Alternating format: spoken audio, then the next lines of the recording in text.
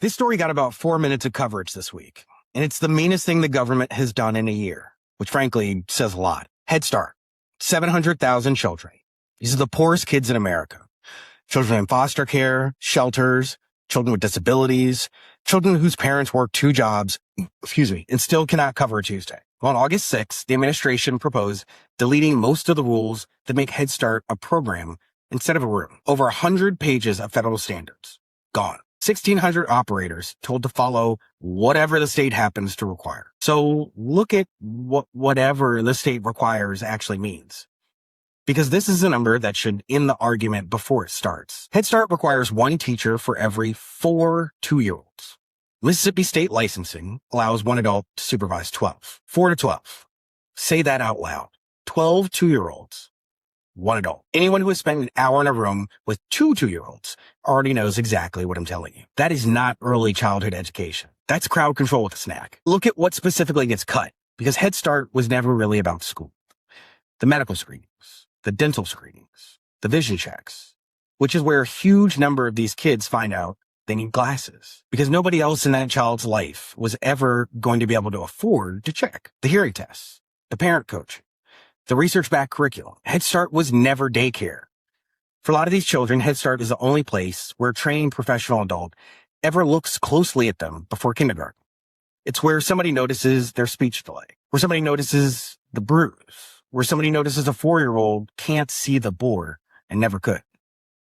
Cut the screenings and the government actually saves nothing. The cost moves to an emergency room in 5 or 6 years. And the pain, well, that moves onto a child who will never know that there was actually a version of this where somebody caught it early. Because here's the part they bury, and it's the tell.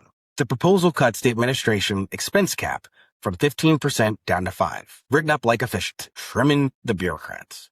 Well, it's opposite. Administrative money is what pays for the disability coordinator, the family services worker, the staffer whose entire job is finding the homeless kid, getting that kid enrolled, and keeping that kid enrolled when the family moves in March. Nobody guts the standards and stars the administrative budget in the same document unless the goal is to make the program impossible to run with. And then they point at the wreckage and say, it never worked. Now, the strongest version of the other side, and it's not nothing, the regulations were bloated. Compliance eats staff time. Local operators know their communities best, even better than federal binders do. Okay, then cut the paperwork. No one's trying to march down the street to support Form B, but cutting developmental standards, that's not paperwork. These licensing exist to protect the children. They're to make sure that the kids grow up safe. So what did they do? They put a comment window in. 60 days of public comment on whether 4 becomes 12. So picture the room this proposal describes. 1 adult, 12 2-year-olds, no disability coordinator, because that position got cut. No curriculum, because that requirement got deleted. No screening, because screening, well, it's a wraparound service. And a 5% admin budget, so there's nobody to call when it goes wrong. Anyone would fail in that room. When they do, the failure gets written up as proof the program was always a waste. By the same people who designed that room. It's the oldest trick in D.C. You break the thing, you point at the brake, bill the taxpayer for the demolition, and then know that no one's going to remember the proposal anyway.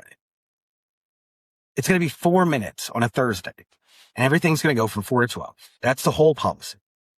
Everything else, well, that's just a press release stapled to it. Midterms are coming up. What are you going to do about it? I'm Michael Starr Hopkins.